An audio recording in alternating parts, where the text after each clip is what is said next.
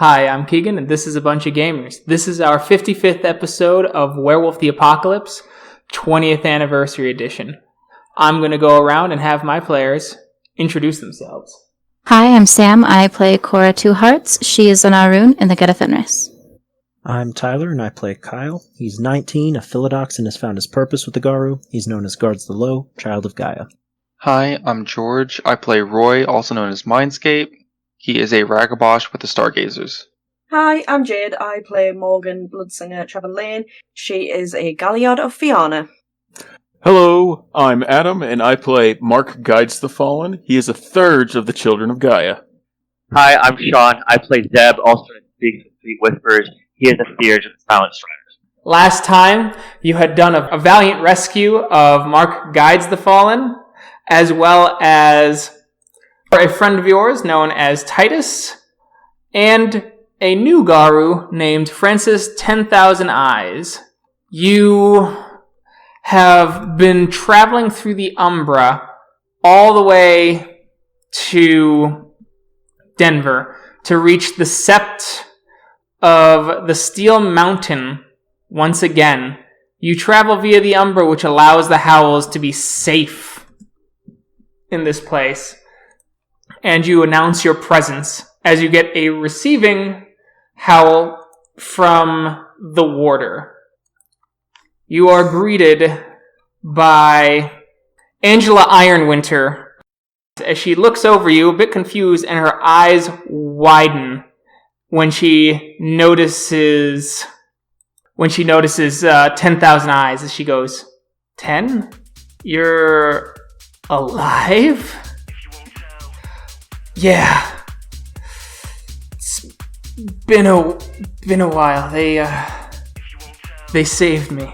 I want to fucking lie down. Come on in. I think you all have a bit of explaining to do. Yeah, a lot. Could you have some clothes ready for us too? We can work on that. Who the fuck is this guy? This is Mark. He is part of our pack. Alright. Welcome. Greetings. Come on in. Alright. Go this way. We'll get you some clothes. They'll have to be we'll have to give them to you and bind them on the other side. But for now, whatever. I'd like to know where you found him. Why the hell you're back up here? And what's the issue? Those are the least of our problems right now, Mark. Yeah, let's go talk. Sure. I'll get Leads of Steel. As you guys enter you guys pass back into the physical world as they give you some clothes and bind them to you. They're a bit nicer than what you're used to. Ooh. Thanks. Out of character, do we have a choice on what they look like? No. Oh no. Oh no. They're pretty preppy. As you're all sitting down, Leads of Steel and Eyes to the Heavens arrives with the warder as she sits down as she goes, okay, so let's hear what's up. Mark will begin. I'm sorry, she's not the warder. Anyway, Ironwinter's there, and then the warder also arrives, who is Blood of the Machine. Ooh. But Guides the Fallen will begin recounting his experience when he was trapped, and as he was tortured, experimented on, the psychotherapy he endured through Appleton, and how much they know, and Mark needed to be truthful, and how he needed to dodge breaking the litany, and it's kind of a gray area, and he leaves them to judge. As they look concerned as they talk back and forth. And you're sure that it was the Weaver? There wasn't any wormish influence? No, I couldn't see any sort of worm influence. It was all Weaver. I tried contacting any spirits, but the spirits I mostly contacted were Weaver spirits. I see. This is what happens when she doesn't have us to guide her. Anyway, as you see, when you hear that, Iron Winter nods, Lisa Steel nods to what Blood of the Machine says, but Eyes of the Mountain kind of, Eyes of the Heavens looks over to them and kind of has this look of, you fucking serious? This makes Fights on Rooftops plan even more concerning to me. But we thank you for the information. I think we'll get some of our own to look into it. You said the doctor's name was Appleton? That's correct. And I was able to garnish some information from a Weaver spirit. I had to do a little trickery in their protocol, I guess. I don't know how the Weaver works. But I found out she lives in Boulder somewhere. Alright. Then I think we're going to have some packs sniff around. Especially while the worm foe is away. I think that's for the best. As you see this kind of cold, calculating, sort of just veil fall upon Eyes to Heaven's face as she kind of has this dead serious look. Let me give warning. She is a very, very zealous woman. She is all about science and fact. Claws speak their own facts. Let us see if her flesh can refute them. Memories of the times of torture, memories of the constant mental games and the psycho circus that he went through, endless nights of endless no sleep. And Mark kind of smirks and says, maybe that is the language that needs to be spoken to her. We'll do what we can to draw out the names of any of the other main scientists, kneecap this perverse experimentation. As all for the protection of the nation. As Lisa Steel goes, hold on a minute. I agree that we need to take care of this and patch up the veil, but this, Lisa Steel, is not a discussion for outsiders. They are friends of the Sept, but I do not wish to burden them more with your indecisiveness. It is the Stargazer way to watch and weigh the options, and the scales have been weighed. That is my judgment. Or did you forget that you acted rashly and killed a kin? This is not rash. This is the hunt, and cutting the bitch spider's threads. As she turns and her face kind of warms a bit, will you all be needing to use the moonbridge? We would be more than happy to try and speed up your journey home. That would be very much appreciated. Thank you. So be it. We will open it up. Thank you all for bringing this information. As she actually opens her arms and gives you all a brief hug. A couple nice firm pats on the back. Cool, tap a little bit wary, weird, but okay. I'll take a fucking hug. Yeah, it's been so long since Mark's had a tenderly hand, just a tenderly gesture towards him, so he kind of probably almost picks her up in the hug. And or she goes, as she goes, do any of you want a to-go cup for anything? Coffee, tea? Yes, tea would be wonderful, thank you. Without hesitation. And who are you two? That's right, you two haven't met. This is Morgan. She's also part of the Infernal Alphas. Hello. And I don't believe I've met you. Who are you? Oh, that's right. We only spoke briefly in the corridors. I am Roy. You can call me Roy or Mindscape, either or. Well, it's just always nice to meet fellow Garo. Thank you for rescuing me. It's my pleasure. Our pleasure. I mean, it wasn't the intended purpose, but you were there, so... I like you. Thanks. Everyone likes me. Well- You're all supposed to agree with me, guys. Jeez. I thought the silence was us agreing with you. Okay. They're Actual solemn information that solemn you actually off-frame like me. head shakes. Well, this is disappointing. I have read the room completely incorrectly. So about that cup of tea, where can one procure said cup of tea? I think Same they've already break room. gone to get it. Same break room. We're getting it ready. Do you want... I assume you want a grande. Why are we putting sizes on tea? Because it's a to-go cup. Oh. Is it in a thermos too to keep it hot? You're Because let's be taking real, You're taking a moonbridge. You'll be back in Colorado Springs in less than a few minutes. And I guess if it's in a to-go cup, yeah, give me the largest cup you have. Alright, as they get you the largest cup, as you go through the heart of the cairn and end up back in the Zen room, as they open up the moonbridge and you launch back to the Sept of the Sacred Stone, finally. Finally. I think I'm gonna have to get new clothes. As Mark pulls at the collared polo, very preppy look. I don't like the way this looks on me. You look lovely. Don't worry about it. You look dignified. You look like a nerd. Yeah, I agree. You do look like a. You just look see like this. With that, you guys have about 7 days to calm yourselves and recollect. Let's roll a single d10 to determine what your starting rage is. You've also regained all spent gnosis and willpower in this time.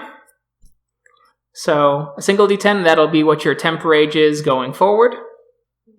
Ooh, there's some calm and some angry people with Cora walking that middle path. Well, sucks because I still have 1, 2, 3, 4, 5, 6, 7 from last time. So that drops it. So it drops to 5. That's the new does rage. it? Okay. Yeah, this is Lord. Oh, I think you have a right. yeah, you have it right. You've been what, trapped. You've been naked. You've been called a nerd. I mean, Yep. thanks, man. It's true. Okay, so I'm going to go down and just have you guys kind of give a brief explanation of what you've been doing for a week. If there's anything that requires kind of a deeper role play, then we will do that. But overall, just give me kind of a brief description of what you're doing to recoup yourself, things like that, over this week. So we'll start with Roy. What were you doing over this past week? I think the first day or two would just be to, sit back, relax, maybe do some meditation in the meditation room. Maybe the you're back third. there's no meditation room here in Sacred Zone. There's the mountain stuff now. You're outside. You're out of the Steel Mountain. Well, even better. I can just meditate in the outside, get in touch Okay. with nature. Maybe the third or fourth day, do a hunt to recover some gnosis and, just feed myself and possibly the pack if they all want to join. Maybe Okay. do something with the Fomori's Bane as well. Maybe even get with Cora and try and learn a bit more of the Get, just so that way I can continue to bridge that gap. I can't think of anything else. Okay. Yeah. So you guys, do you guys agree for the hunt during his timetable? yeah, that sounds good. That Okay. sounds good. That kind of incorporated, like, That'll when it be- gets to my turn, I'll explain. Okay, and that'll explain why you guys are at full gnosis during this time skip. All right, and we'll go into detail with Cora and Roy in just a moment on their talk about the Get. But Cora, what are kind of your plans over this week? What was Cora doing?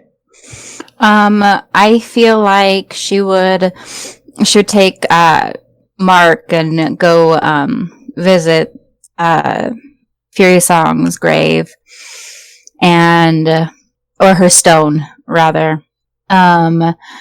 She wants to check in on the vampire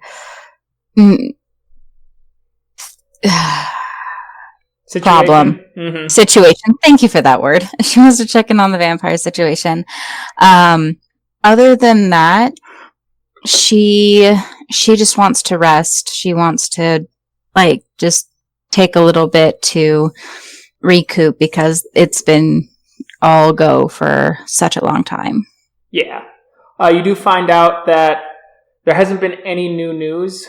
Whatever happened, they haven't been draining people dry, so it's much harder to find anything currently. How about Morgan? What was she doing over the week?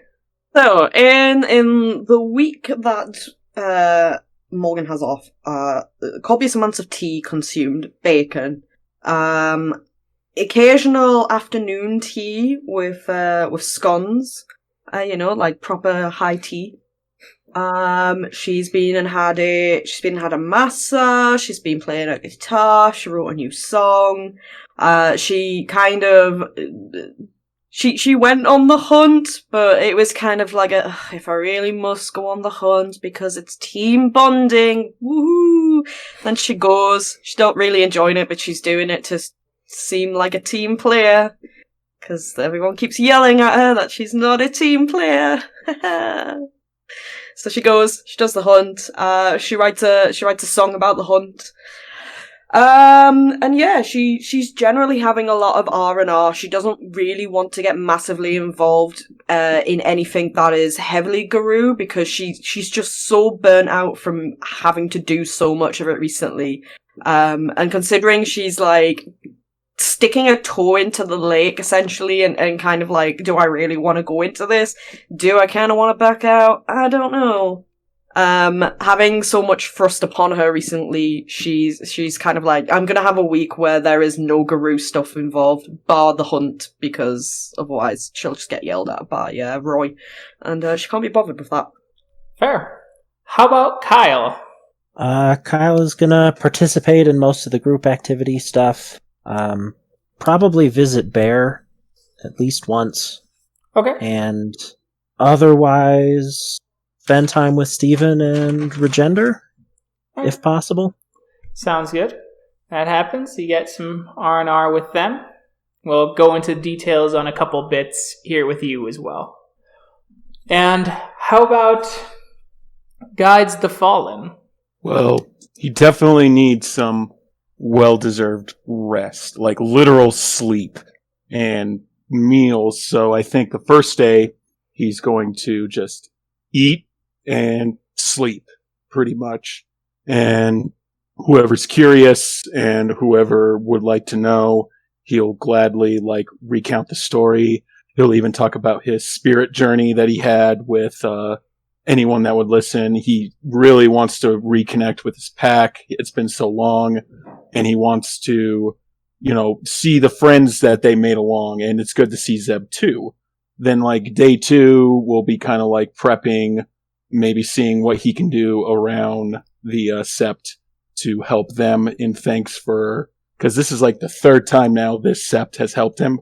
So He really feels he needs to help them. And then day 3, definitely, what is it? Yeah, day 3's the hunt? Yeah. It was. Yeah, so day 3, he definitely wants to participate in the hunt. And he wants to maybe go a little of the extra mile so that he can help increase stores for everybody. Okay. This is more of a spirit hunt, so they basically bound a spirit into an animal, hunted the animal, and ate the spiritual flesh with the regular flesh. Oh, okay. Then that's how you got all your gnosis back. Okay, sweet. We will just do that then. And then he definitely wants better clothes. I kind of want him to be kind of like that modern woodsman look, I guess. Yeah, I mean, he goes shopping. We got it. Yep. Borrows some money from Kyle. Yep. And then pretty much prep for, and he wants to prep and talk about he wants to take his trip back to his home Sept and take time for himself. He's been through a lot, and he feels with his 16th coming up, he wants to take some time for himself and really reconnect with his Sept. Okay. And finally, Zeb. All right, let's try it like this. Better? Yes. Oh, yeah. Oh, and before we get to Zeb, he wants to extend the invitation of coming back to his Sept for some relaxation time to anybody that would want to come with him. All right. All right. So a lot of this stuff's going to be observance. for Zeb because he didn't know their former packmate that fell. He hears about this story and the recounting. Some of it's just being on the periphery. He'll go to visit her memorial stone. He'll go to kind of listen to, them talk. A lot of kind of fly on the wall. And certainly participate in summoning for the hunt. When it comes to Mark specifically, so we'll kind of start with talking more mundane stuff because he'll know that he has told the story of his experience quite a few times. So instead it'll be, hey, my sister wrote me a letter from the farm, told me about this. He'll give Mark his extra beat up feed co-op hat that he carries around to give him a little bit more credibility as he gets new threads. And then, be willing to talk kind of the deeper experience that both Mark experienced and certainly Cora for the short amount of time, knowing that, hey, maybe, again, they haven't spoken much.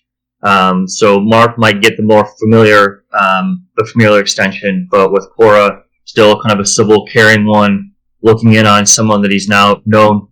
And then probably talking a little bit more with Roy, truthfully, on some of his philosophy when it comes down to this. So that's all pretty RP heavy, I'm tracking. But those would be kind of the big ticket pieces. Okay. We will start with Roy and Cora. It's been a couple days. You're kind of refreshing. The Sept is huge. It's acres of wilderness. And while part of the wilderness is broken up by roads and some ranch buildings and visitor centers, as you move further back, it turns into rolling mountains that gaze upon the rusted pillars of stone that rise up above the earth in a magnificent crown that adorns the horizon.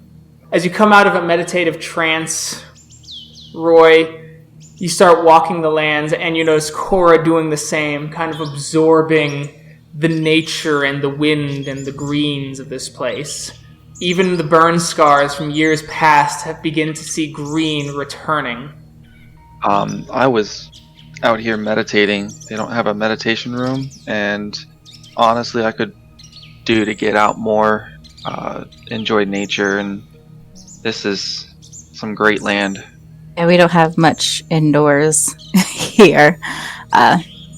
Nope, this is perfect place to do your meditations and get closer to Gaia and the wild. That it is. I'm starting to understand more and more how fucked this world is. Not just the physical, but also the umbral.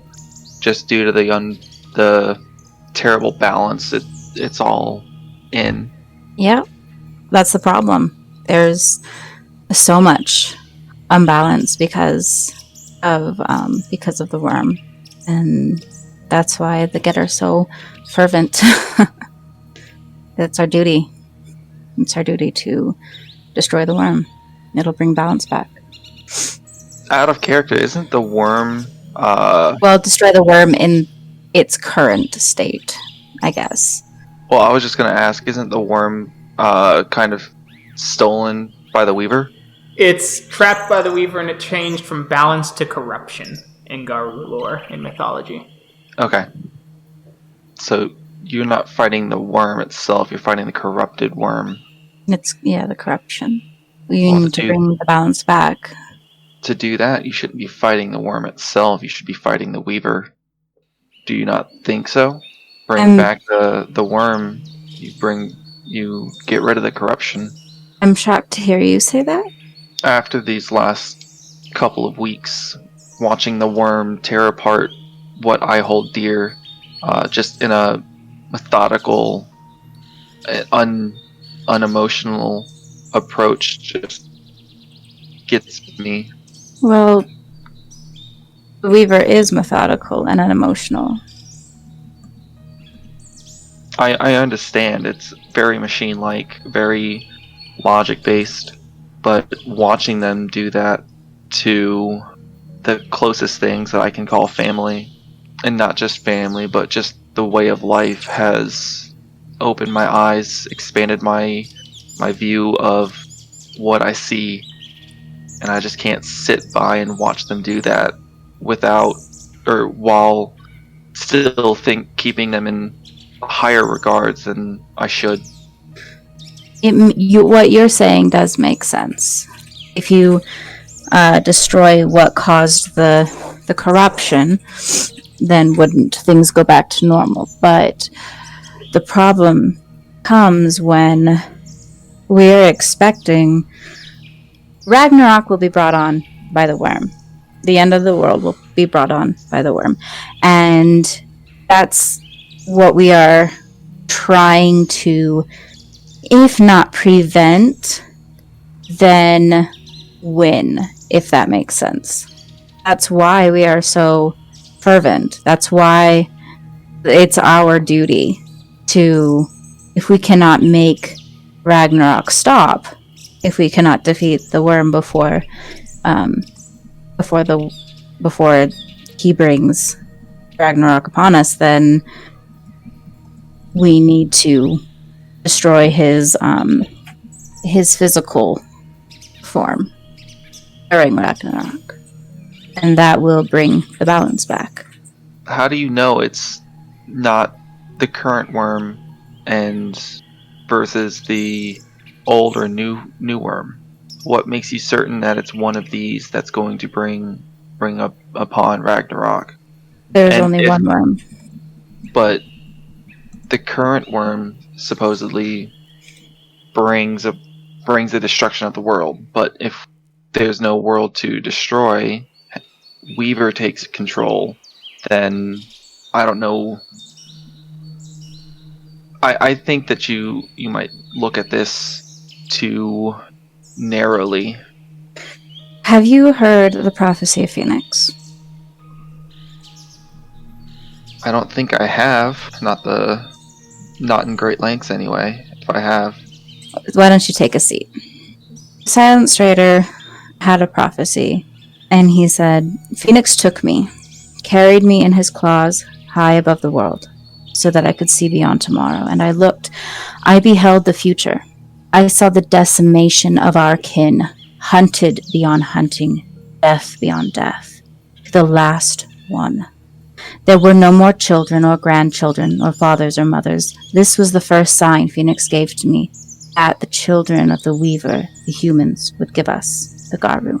And I looked, and I beheld the future.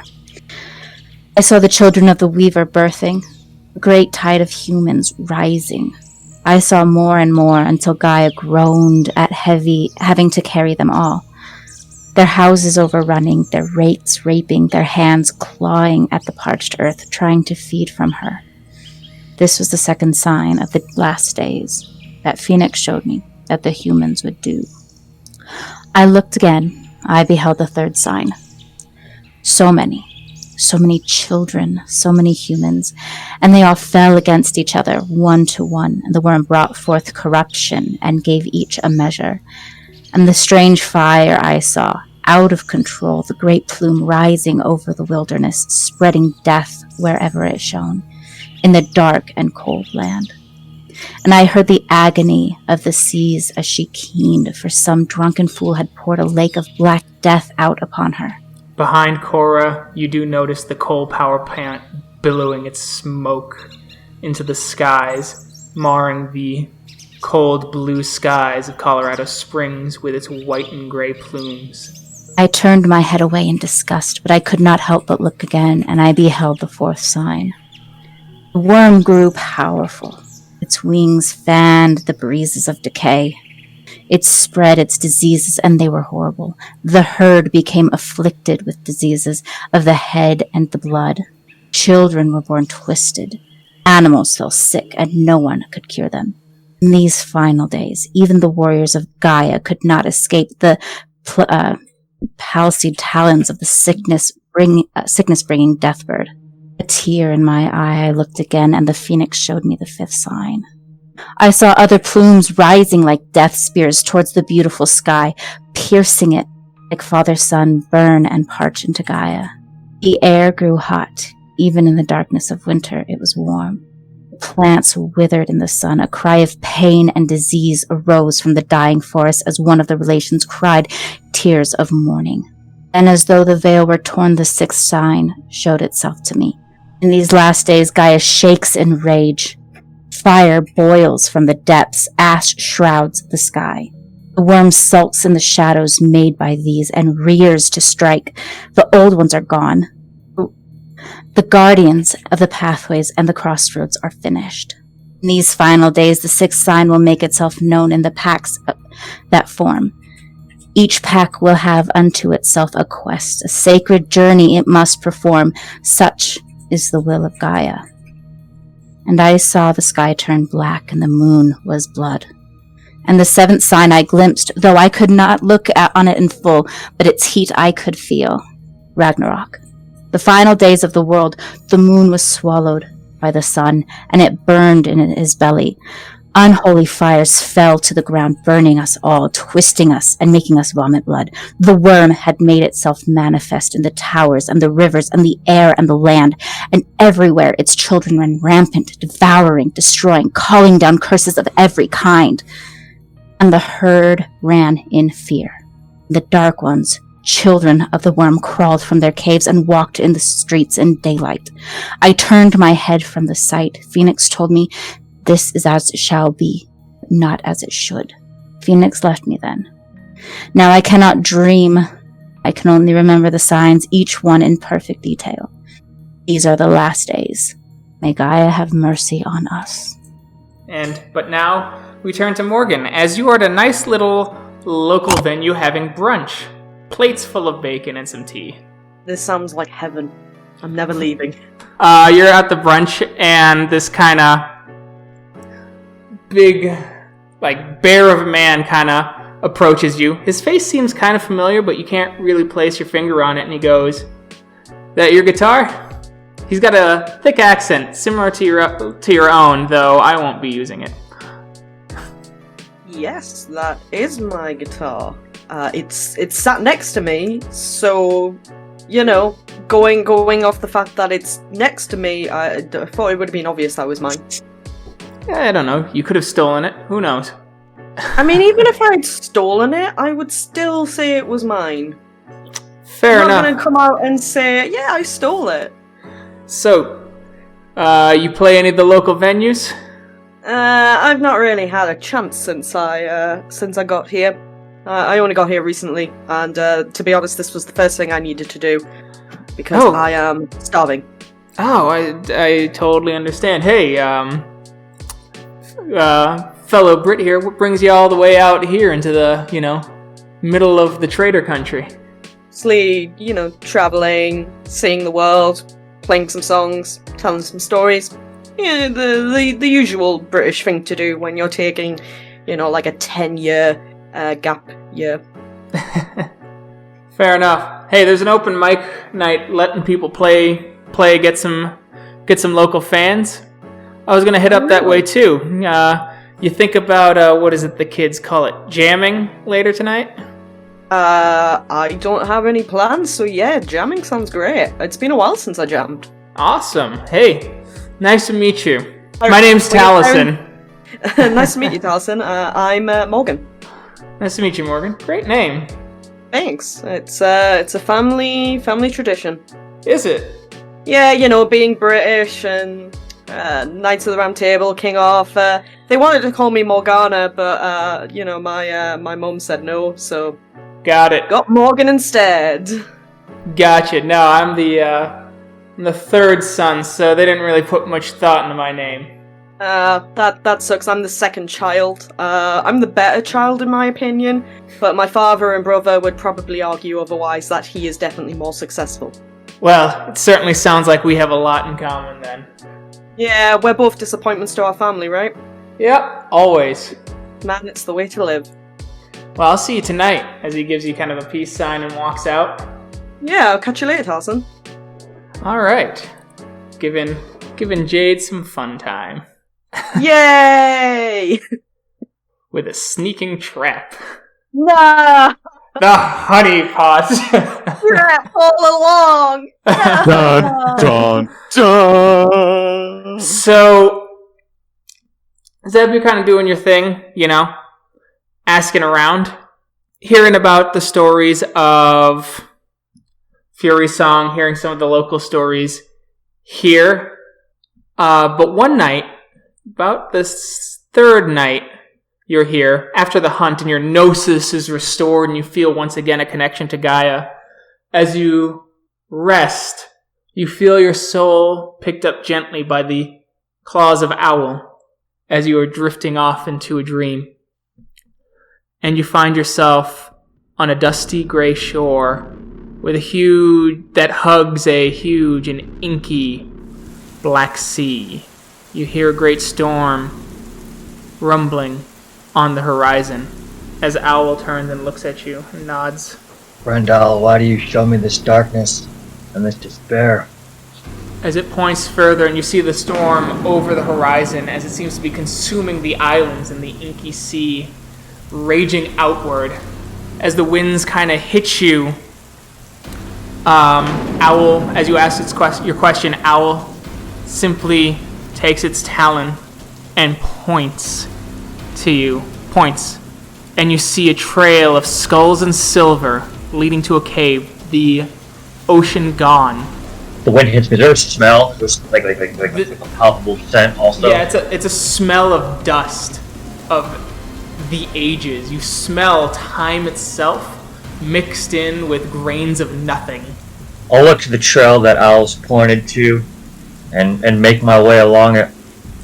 You move along the trail as you see it open up into a cave. And you hear a bird screaming in agony deep within. Large. I'm guessing I'm a tiny little person inside a pretty massive maw of a cave. I'll keep going toward that sound if I can figure it out. You go into the cave and you see this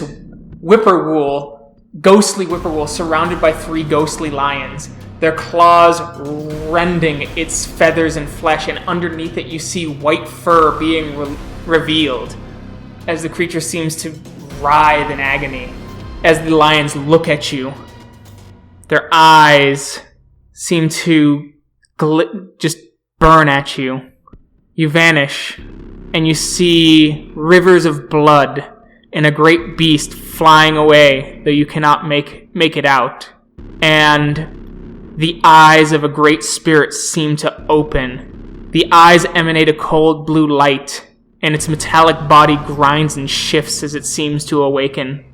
As it looks at you, and you notice the image of Roy drifting away from it as the strange spirit is reaching out for him still, though it seems to go through the spirit's fingertips as he vanishes away from it.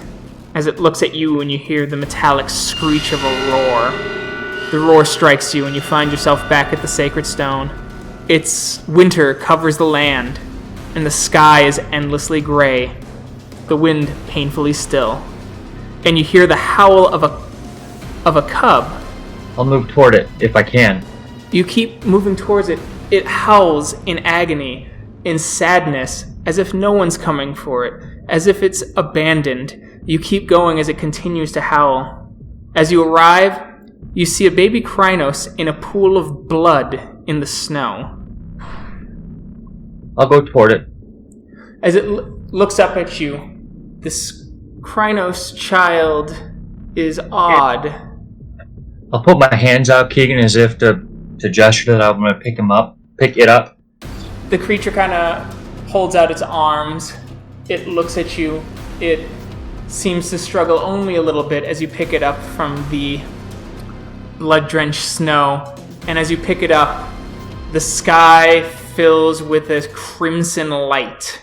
I'll take kind of a look around us as I'm holding the little guy, holding little Krynos. As you hold the little Krynos to you, all you hear before you awaken is the desperate one.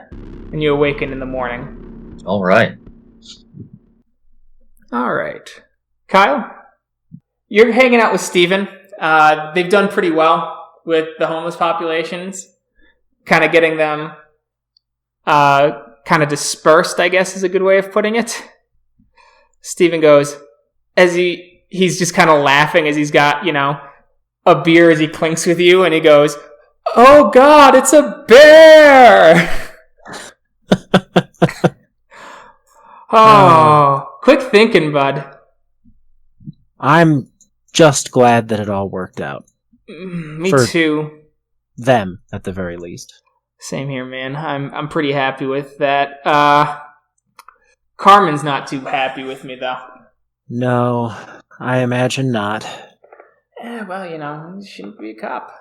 But she helps us on the inside. I can't give her too much shit. No, I get it. It's he had no reason to start tearing down that guy's tent. He was packing it up. No, I know. But you know what? We got it kind of resolved, and that one cop seems sweet on you now. He's helped you out a couple times. Helped you out with that sandwich incident yesterday. Yeah, him, and I guess now that's 2 or 3 in Colorado Springs, at least. Yeah, I know. That's pretty cool, man. Anyway, you talk with your gender yet? No, not yet. I was hoping to do that, probably today, I think. Okay. Yeah, I had planned to do it before we had left for Boulder, but, wasn't expecting to go to Boulder. No one expects to go to Boulder, man. Just happens. I guess so. Hey, I'll walk with you back to the Sept. Yeah, thanks, man. Yeah. And so, real quick, Mark? Yes? You're kind of collecting yourself, so to speak. Remind me, what was one of the things you wanted to do? Wanted to change clothes, wanted to... Done? Okay, done. Yep, alright. Then, what else? So, it was really trying to reconnect with, Cora and Kyle. Right. So if anything, maybe instead of trying to pack so much, I remember I just gave you like a big list of what you wanted to do. Yep. So we'll have we'll have you talking with Cora and Kyle in just a second, then, because I just wanted to know the top priority one to get you a little. But you get your clothes, you get some time with Zeb. Actually, we'll do that. So, Mark, you've been kind of hanging about, recollecting yourself, getting some meditation in. You've just kind of performed the hunt, and you notice Zeb coming over, and he looks kind of tired, even though when you saw him last night, he was out like a light. Whispers, you look, tired. The theurge life, my friend. Prophetic dreams, visions of spirits granted. Benefits of being born under the crescent moon, I guess. I suppose. How are you? I don't know. I really don't. I'll give you something to connect you with part of your life. This is my spare hat, so don't lose it. This ball cap's from a co-op that my sister runs. About this time of year is birthing season for baby goats, so if you happen to make it out east, you can pet baby goats anytime you like. Just tell her I sent you out that way. Something fun to do outside of killing the worm wherever it dwells, wherever it breeds, bring enlightenment to the masses, experiencing the visions of Gaia, all those other things. Well, thanks. I appreciate that. Take the hat, kind of put it on. Mark's hair has been getting kind of long, so he had to slick it back a little bit. Thanks, Zeb. Really appreciate it. Of course. It's hard, man. I mean, look, you came back. Remember that. They tried to take a lot away from you, but they didn't. This is part of this life. Kind of had to tell something Roy the same. Our story is one of tragedy a lot of times, right? This is still a victory because you made it. You're not there anymore. That's something to hang on to if we don't have much else. Definitely encouraging words, but saw things in there. I saw things in there, Whispers. Whether it was real, whether it was just sleep-deprived hallucination or spiritual hallucination, I saw things.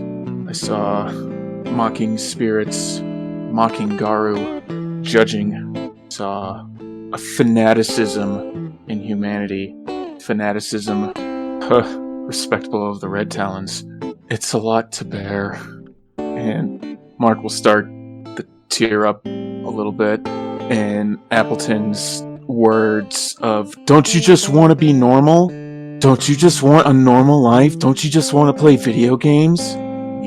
flashes back and he starts to tear up more. And he looks at Whispers and he says, "My faith has been shaken, brother." It's shaken, but it's not gone, Mark. You still reached out to a spirit in our way to go and find your friends because you believed they were going to come for you, and they did. No one's ever going to be able to experience what you experienced on that level, except for the other two that were there, and Cora for the short time of what she saw a glimpse of, I'm sure.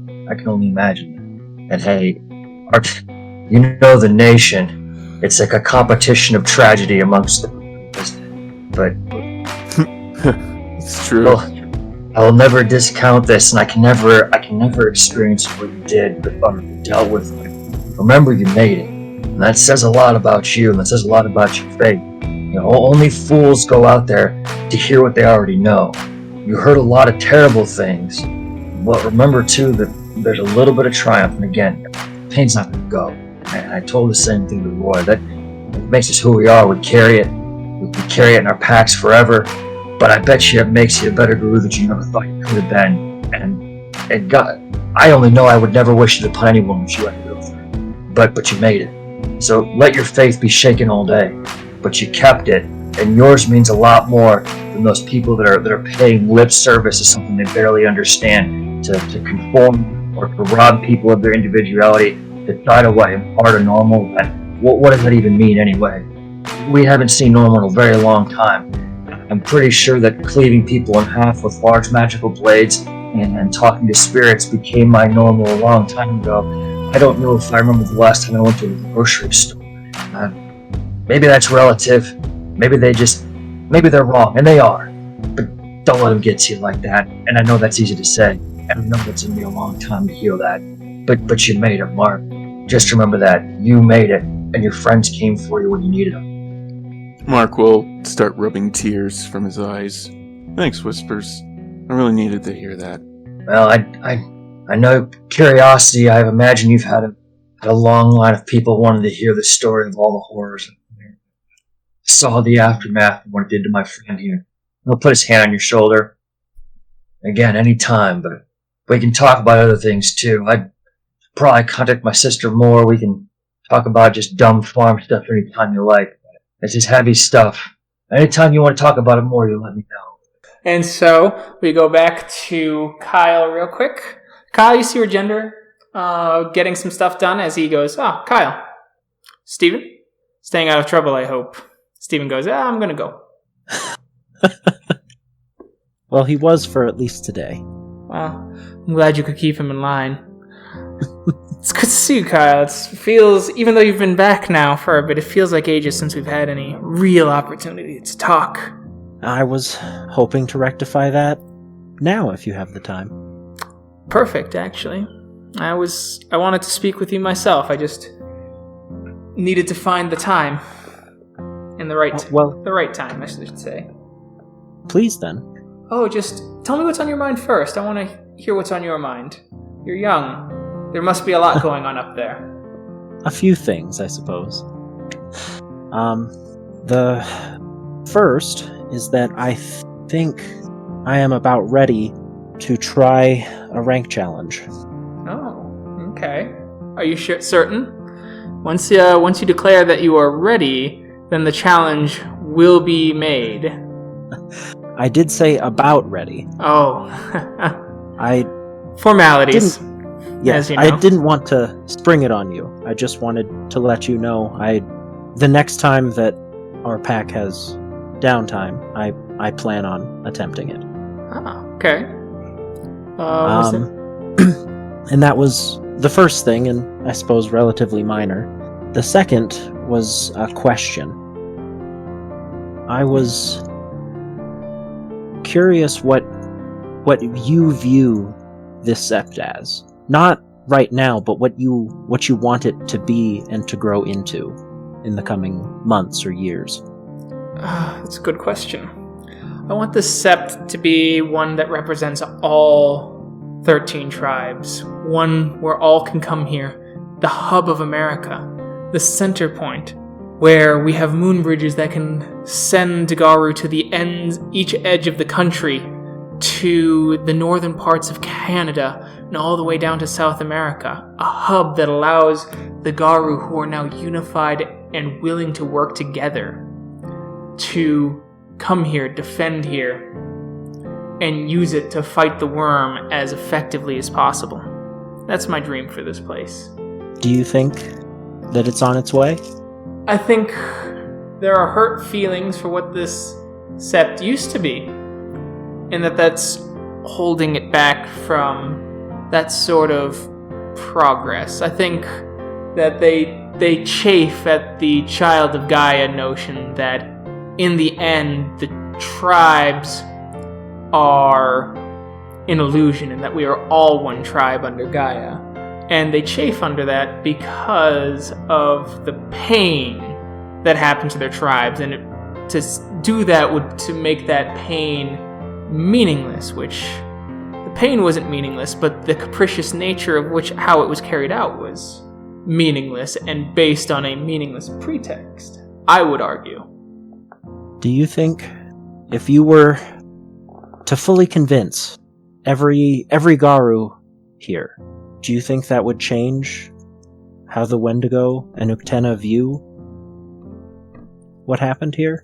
I think it would be a step in the right direction, for there would be many Uktena who would be arguing for my side of things, and that would go far in rectifying that. Now, it might be more difficult with the Wendigo, since I've heard they've become more distant from the Uktena in the past few decades, but that's simply my opinion of the matter. I think it would be a good way to get 12 involved, and we could eventually get the 13th involved when they saw that kind of unity, that we would be that sort of beacon of hope that would allow them to come into our fold. I hope desperately that you're right, but I worry that as isolated and hurt as the Uktena feel, that hurt will just continue to grow until eventually they don't view this as a Sept that they can trust any longer. I thank you for your candid thoughts. It actually plays well into what I wanted to speak to you about. Oh. Well, please. You found out in your bit of wandering that I had another name. Chosen Garu name, so to speak, rather than the one I carry now. The Wanderer. And you've done some wandering yourself. You've gained experience of seeing how other Septs and Karens function, and I think that has helped you view some of the real problems with the Garu Nation and how divided we are. Was that a correct assumption, Kyle? I believe so, yes. I think that insight greatly helps you, and I see how passionate you are about helping the Garu Nation. And I've been impressed with you in your attempts to garner that peace. I'm impressed from what I've heard of what you've done at the Sept of the Steel Mountain, and I will be even more impressed, and hopefully that you will be able to get us a link to your other packmates, Karen, soon, or at least in a few months, getting us linked to them. I ramble a bit because, well, I never wish to come across as favorites or favoritism, but as a child of Gaia and a Philodox, and one who has wandered the world as much as you have, you remind me very much of myself, and I was wondering if you would do me the honors of being my protege, one that I would help train to hopefully take this Sept when I'm gone. Kyle will be, firstly just taken aback, and then after a few moments he'll recover himself. Everything you said honors me greatly and gladdens my soul. Thank you. And I would be honored to be your protege. I have looked up to you from the moment I came here, and yes, I would be honored to do so. Then I will gladly mentor you, my foster and protege. Kyle, please add 4 dots of mentor to your backgrounds. Hell yeah. Hell yes. Well done. Dude, that's so cool. 4 dots. Hell yes. Because he's a 4 dots means that he's a rank 4 Garu. Yeah. Oh. Or, let me double check. He might be a 3-dot mentor. I think 5 might be a rank 6. Oh shit, well that'd be nuts. Jonas Albrecht just shows up. You used to be a Silver Fang, close enough. Want to be my protege?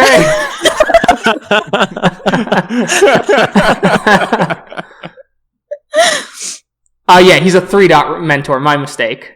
Okay, that still feels nice. He might be a 4-dot mentor here in a bit. Who knows? Okay, so we're going to say, Roy, Zeb, you guys kind of had this bug to kind of get drinks in town later in the week. Just to kind of catch up and talk. You don't know where Morgan is, but you figure you two can talk and kind of connect packmate to packmate. Thanks for coming out for drinks, Zeb. Yeah, of course, Roy. Of course. Nice to finally sit down and, just relax, not have to deal with the worm, the weaver, the day-to-day politics of Septs that I don't know anything about. So you have to bluff your way into constructs to rescue friends that are in, near death. Yeah, just the, bickering back and forth between people with our fists. Have you had any better time with Cora yet? So, while that's going on, Morgan, Yeah. though it's a large establishment, you are in the same establishment as your 2 packmates. Oh no. But it is here that Taliesin goes, "Hey! Hey, how are you doing? Good. I brought my grandpa guitar," as he pulls out an acoustic. Ooh, nice. I like to think so. Classic.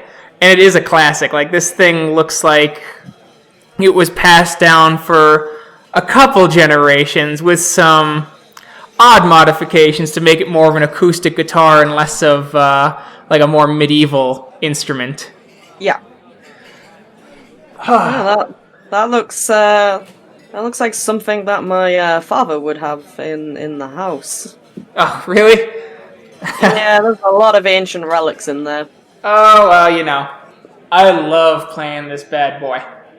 Yeah, I can't wait to hear you play. Me? Yeah. Well, I'm up next, alright? But I already put your name in. Oh, cool. Thanks.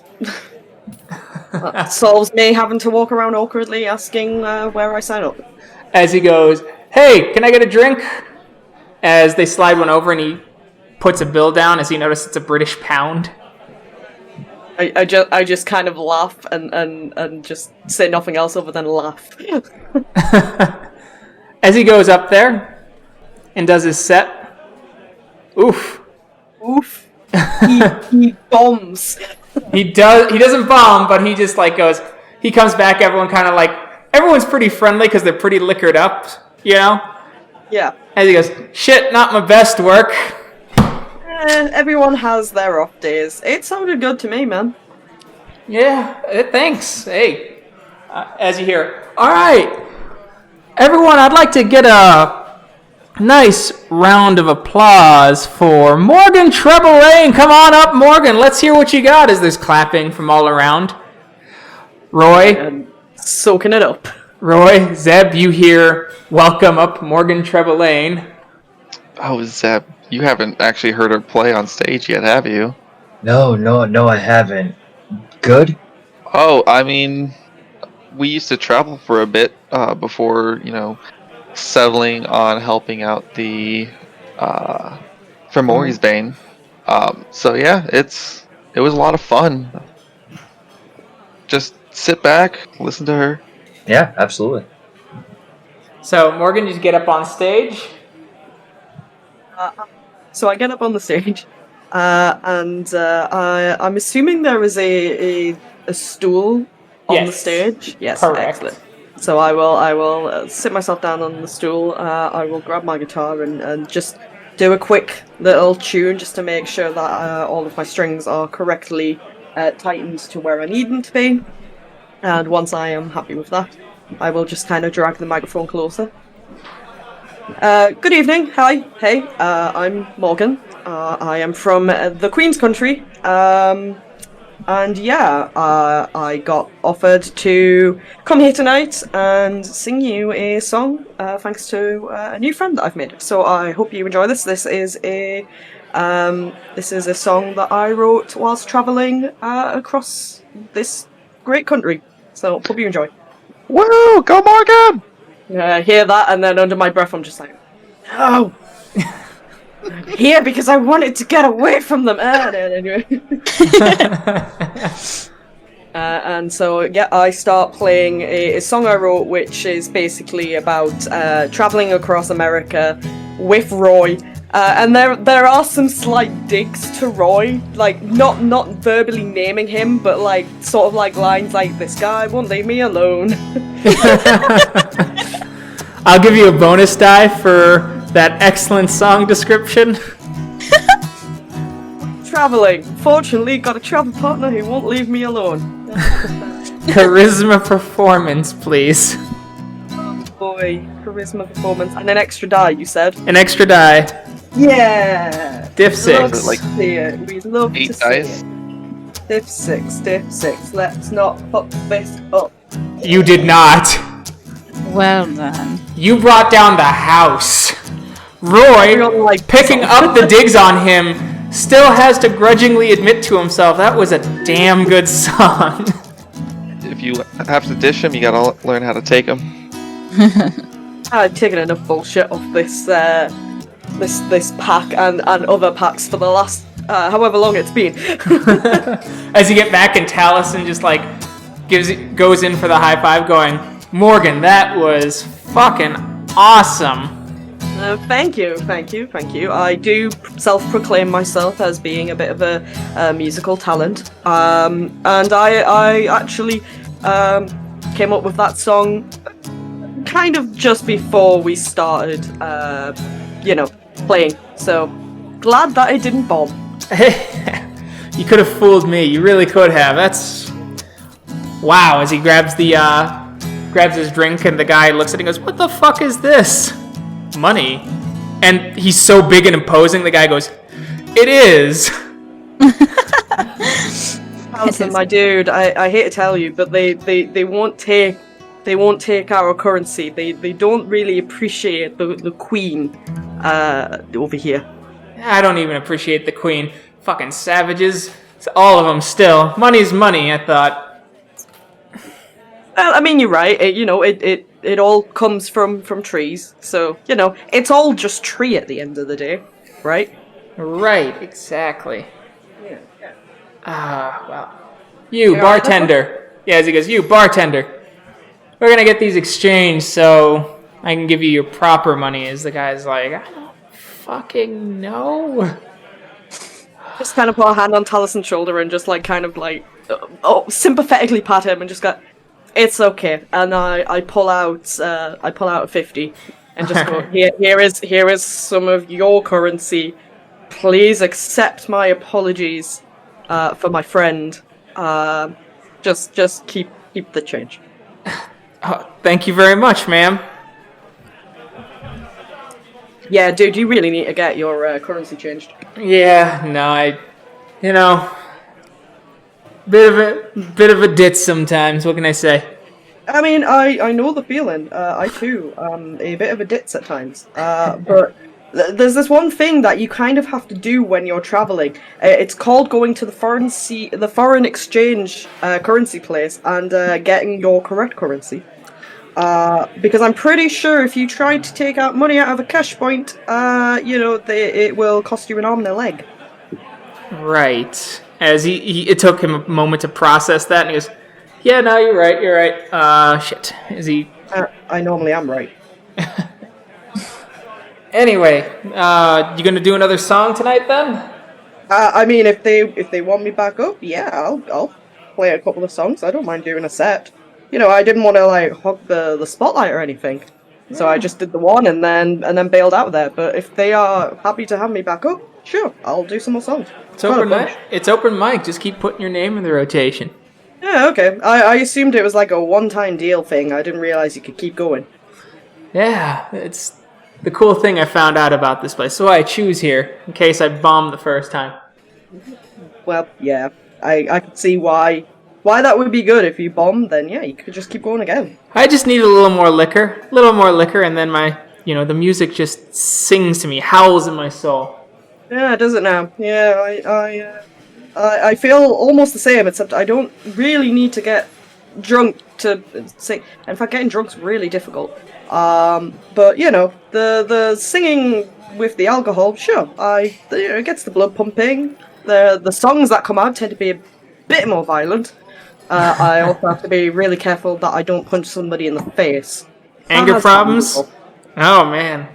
I mean, it's not so much of an anger problem, but, people start on me, and I'm not about that. I have to finish what they've started. Kind of my stick. Gotcha. Well, as he starts rummaging around, he goes, here we go. As he pulls out a wad of, American cash. I guess I did get some. Wow. Forgetful. I feel betrayed. Let me get you a drink. I feel like, you are the British and I'm the American here, and there was a whole independence thing that just happened, and you just told me to leave. Man, I feel, but yeah, if you're going to buy me a drink, that's fine. Yeah, what do you want? As he orders you, several, as the night kind of continues on. Many beers. Many beers. As you're both outside, as he goes, want to get you smoke? I socially smoke, so on this occasion, yes. As he pulls out a little pack of an old school kind of leather pouch of tobacco leaves, as he pulls out the rolling paper. Oh man, this makes me feel like I am right back in Britain. Jesus. He kind of laughs and hands you one. Thanks. I had a couple of friends when I was younger. And they were, let's just say they were less fortunate than me, but they didn't really want charity. And so they used to buy a lot of what we call baccy, which is obviously tobacco for you non-British speaking folk. Yeah, rolling papers, and we just roll your own cigs. Great time. But it didn't make me feel like I was one of the, chavs, shall we say. Oh, I get you. I always got yelled at for these as well. What, for smoking or for rolling your own cigs? For smoking. They'd really lay into me. Take just chew my ass out if I actually brought pre-rolled cigs. I mean, yeah, I can see I can see why. They're not the greatest. If you're gonna have a cig, you might as well get some real good ones. But you kind of deal with what you got, and if this is what you got, then this is what you got. Yep. Lass, as he snaps, as he pulls out another big bill, another pitcher, one for me, one for the lass here. Sweet. Man, you were just laying the drinks. Oh. It's in my blood. What's in your blood to get people drunk? It's in my blood to drink. As he takes the pitcher and just starts drinking from it. Wow. I mean, I can't say I feel the same on that one. But you do you, man. You do you. Well, I just get, revelry. Fuck it. We're only here for a short time, right? I guess you're right. We are only here for a short time. To the next place, right? Exactly. I've always been a bit of a traveler. Really pissed off my dad that way. Oh man, now I definitely can relate. Oh yeah. Stay here in Wales. We need you. There's no need to go to France. Fuck that. Celt in my blood? That means there's Celt over there. Time to learn about the ancestry, you fucking shoe dragon fuck. That is a colourful choice of words, my friend. And you know what? I highly appreciate it, man.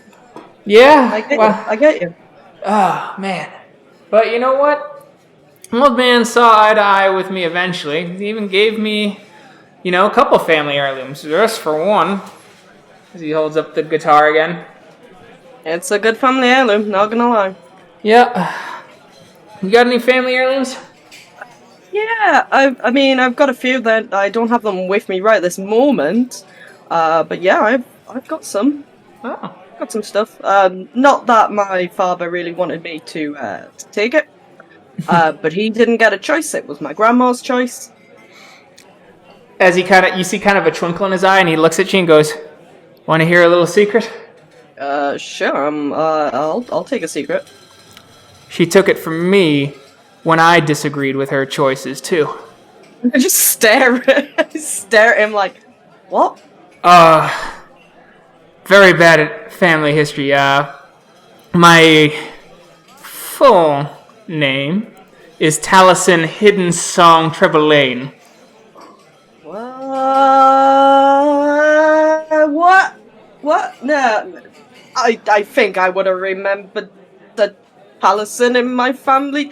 It's not the same Trevelyan family tree, right? As his face ages quite a bit, and he goes, "It takes a lot of work to manifest here, and this American beer is kind of piss water, but I wanted to see if you could play, and goddamn," as he changes back to his younger self, "can you fucking play?" I just wanted one night without this bullshit. God damn it! I let you have it. You didn't want... Did you though? Did you really? Oh, I paid for your beers. I wanted to hear you play a song. You played a song. Enjoy open mic night. And by the way, as he holds out and hands you the rest of the cash, it's all on me. God damn. Thank you. Just gonna leave. As he just kind of vanishes. Why? Why am I family like this? What did I do? I just wanted a night without this bullshit. And I just made my way to the bar and I just slammed down some money and I'm just like, just keep them coming. As they just keep them coming. You Roy, Zeb, you notice Morgan slurring her words a little more each set that she does. She must be drinking a lot off stage. She must be having a great time. Yeah, I guess so. She's really getting into it. Does she kind of like hit a peak here where the booze really just makes the music flow or something? She just likes playing music a lot. She hasn't had I haven't seen her have a night to herself, or at least like this, for quite some time. Ever since we were helping the Fomori's Bane. Good for her. Sounds like she needed it. I kind of want to go bother her, but at the same time, I think she needs this. Yeah, I think you're right. It might actually help with her talking to us after, like, sometime tomorrow. I think Morgan? everybody's... So, Morgan, after some more drinks and some more sets, a couple local band guys are like, "Hey, Morgan, right? You're fucking killing it up there. You in town for a while?" Thank you. I am here till whenever the fuck I leave because everything is bullshit. But yes, I am here for a while. Thank you. Hey, there's a local kind of concert thing at the Shadow Goat, as he hands you a card. That sounds awesome. What the fuck is a Shadow Goat? That's the name of the venue. What a odd... That... Shadows. Yeah. No. Okay, cool. It's typically a metal scene. Yeah, because goats are metal, right? Right? Just means cool. If you want to come, like, I think you could get some real eyes on you, but, it's where most of the local bands play. Oh, when did you say that was? Tomorrow night? Yeah, no, I'm here tomorrow night. I'll be there. Cool, name's Chester. Hi, Chester. Are you sure your name's Chester? What's your surname? Smith? Are you sure it's Smith? You know. Well, it got written in the notebook, so yes. Cool. Just checking you weren't somebody else trying to be somebody else. That's cool. I'm Morgan. Nice. As he's just looking at you like you're crazy for a bit. And he's like, all right, you had a bit, haven't you? Do you want something to eat? Nah. I got, and I just pull all the drinks towards me. I got liquid food. Do you want one? You wanna? I mean, I've got enough, and to be fair, the bar is just putting them down until I say stop, which will be never at this point. So, do you want one? Sure. Cool. What do you want? I got IPA. I got beer. I got whatever Budweiser. Who put Budweiser down? Fucking get out of here. Nobody wants Budweiser. I got. I'll take an IPA, thanks. Hey, there you go. I mean, I've got. Does anybody else want one of these drinks? Does anybody? I got I think these are gins. I don't know. They smell like gin. I got gin. I got some whiskey. Actually, no. I'm gonna keep the whiskey. The whiskey is mine. And so the night continues until you are politely asked to leave as the venue closes. No, I don't want to leave. I live here now. Please let me stay. As they're like, all right, it's time to go. We'll gladly have you again. We love your patronage. Thank you. But I don't want to go home. No, you don't have to go there. You just can't stay here. Where else is open? There's a place called Emperor's Cook. They're open till like 5 in the morning. Excellent. I will head there then. Farewell, kind barman. Yeah, thanks. While Morgan is being haunted by her great-grandfather, and Roy and Sean were essentially the two heckling Muppets from the Muppet Show. Looks like he's playing a good song. Looks like she could have seen a ghost. Oh!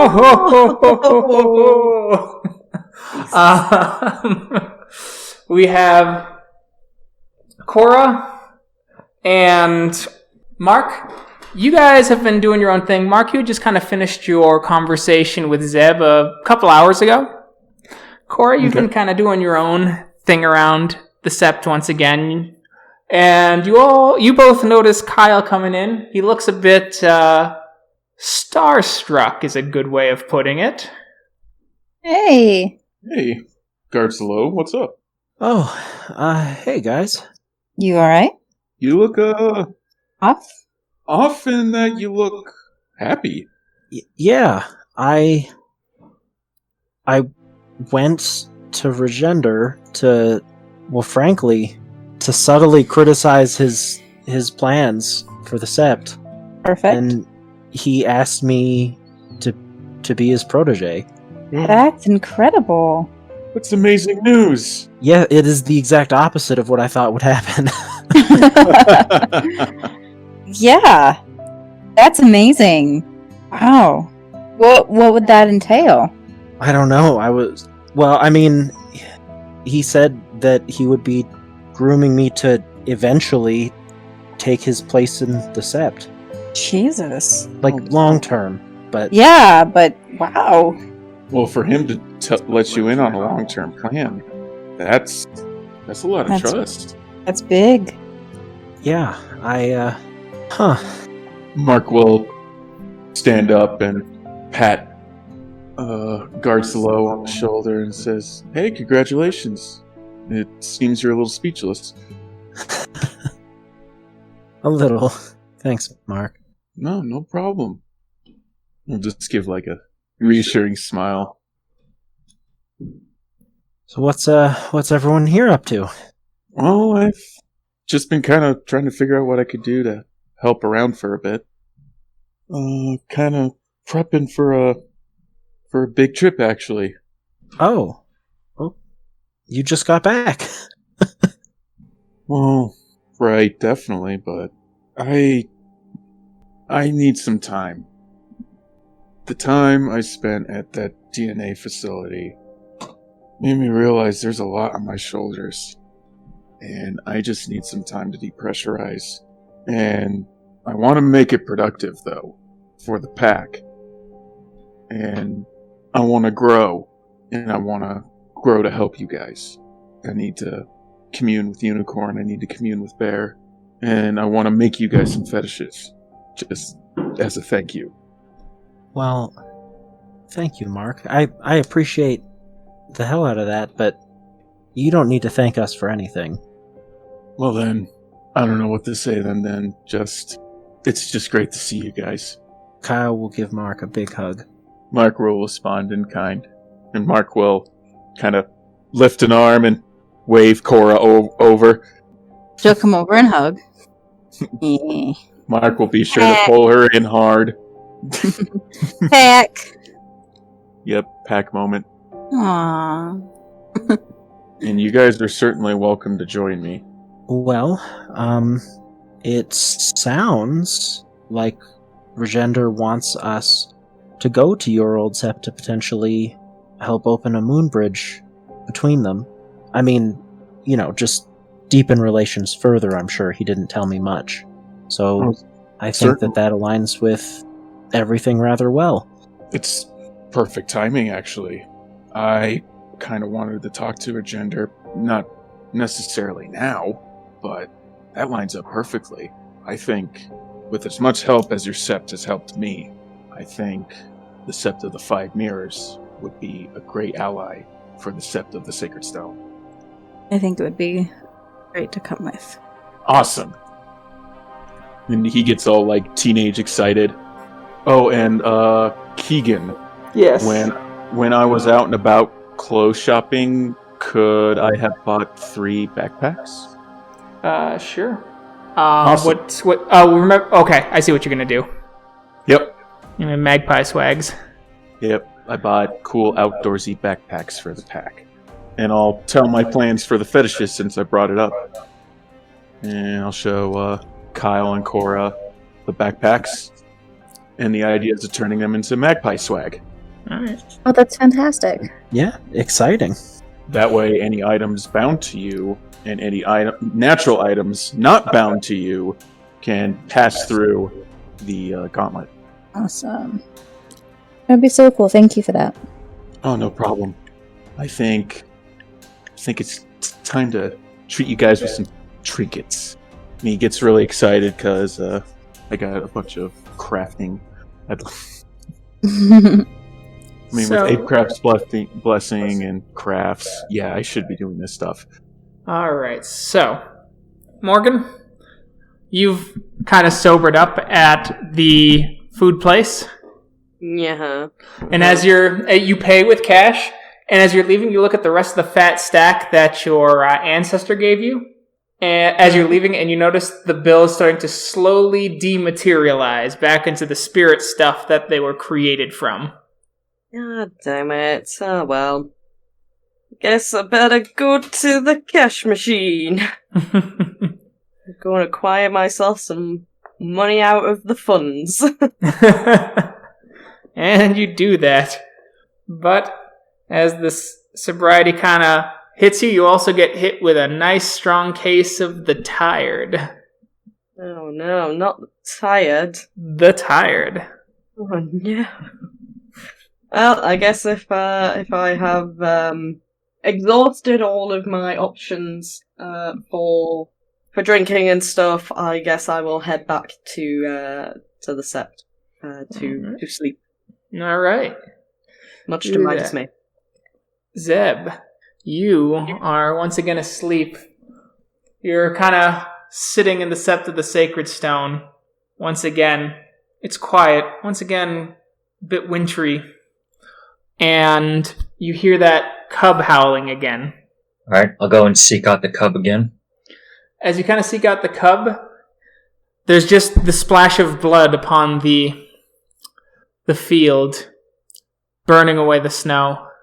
And you hear 2 howls. They're similar, yet distinct. I tell what the message is. They're just battle cries.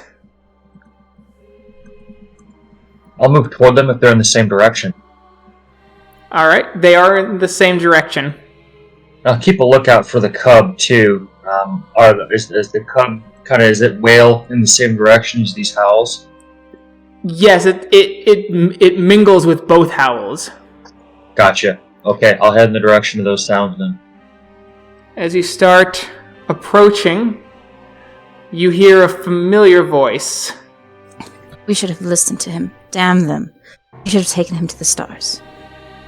I'll look to see if Cora's there in the vision or nearby. You do see Cora.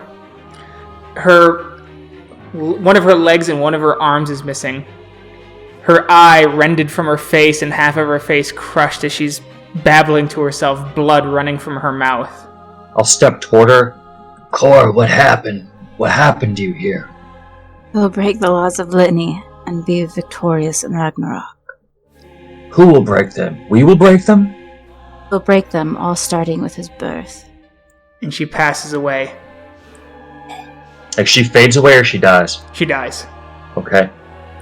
You hear the howl.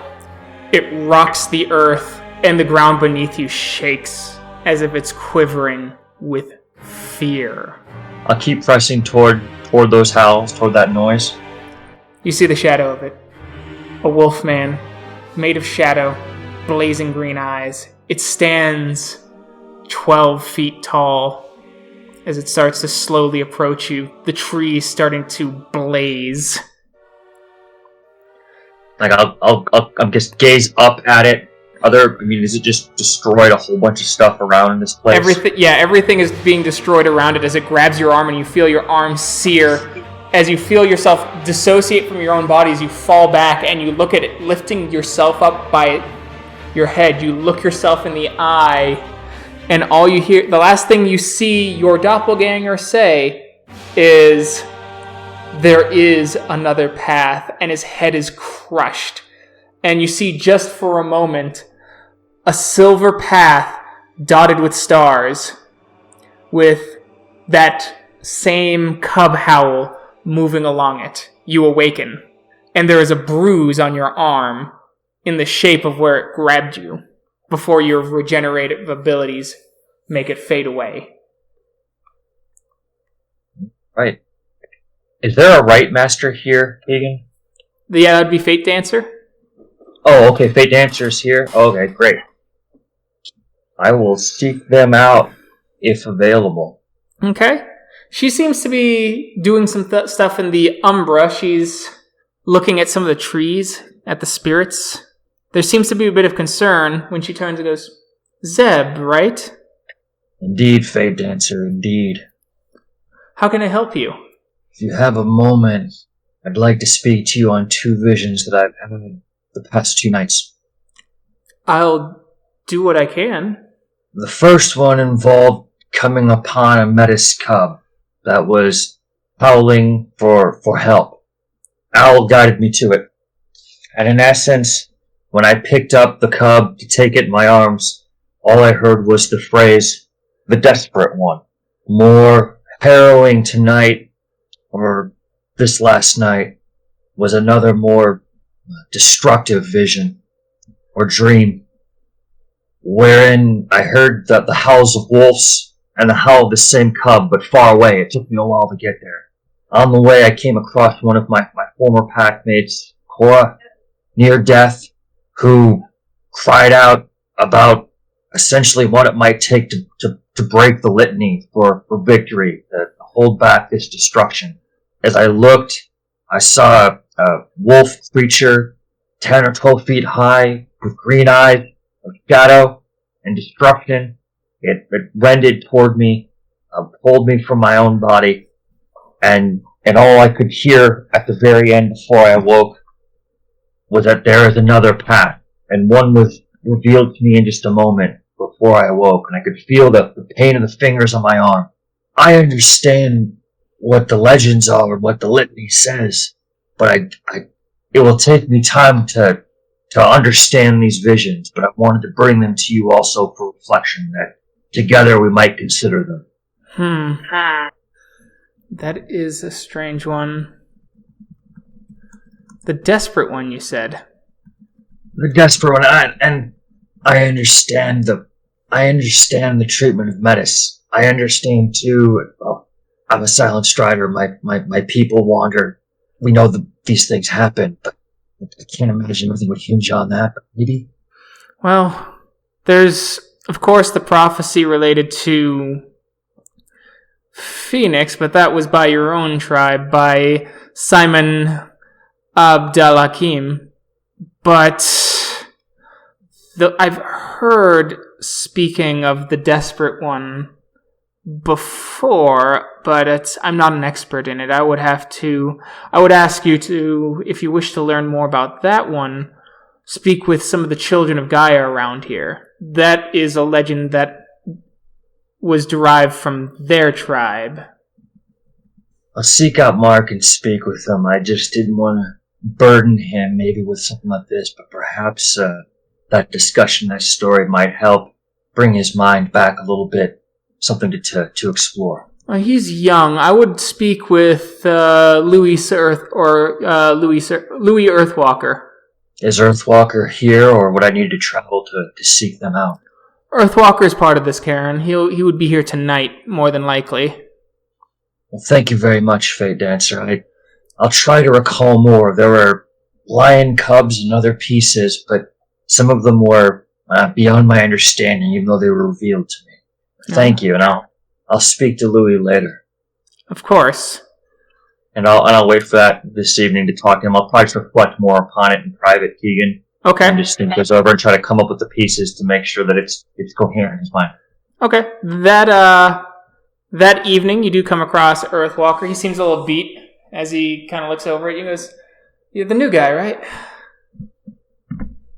I am. Among us, some speaks with Sweet-Whispers, but most just call me Zeb. It's easier and more memorable, I think. Yeah, whatever. I like to go by Earthwalker. I enjoy it. Have a seat, Whispers. Thank I was about to take my wolf skin and catch a few, but you look so concerned, like you look tired for me. Fate Dancer suggested I sit down and talk with you, and a portion of it's on the story, or at least perhaps a legend. You know it better than I, of the Desperate One. This was revealed to me in a vision or a dream that Allah has guided me on. It is a journey that Allah is starting to take me on over a period of time. And the Desperate One is the first thing that I've come across that's tangible in Allah's whisper in my own ears. I have heard of the Desperate One. It's it originated with the Children of Gaia. I believe it was spoken by one of our own.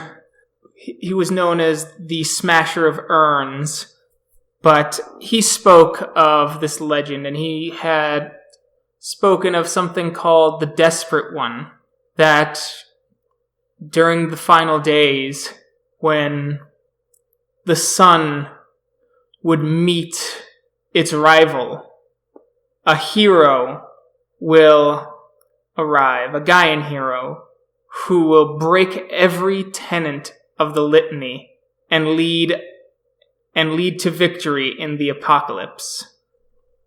It's actually quite popular with quite a few metas. Well, that was a portion of my vision, was coming across the Metis kind of abandoned in the first instance.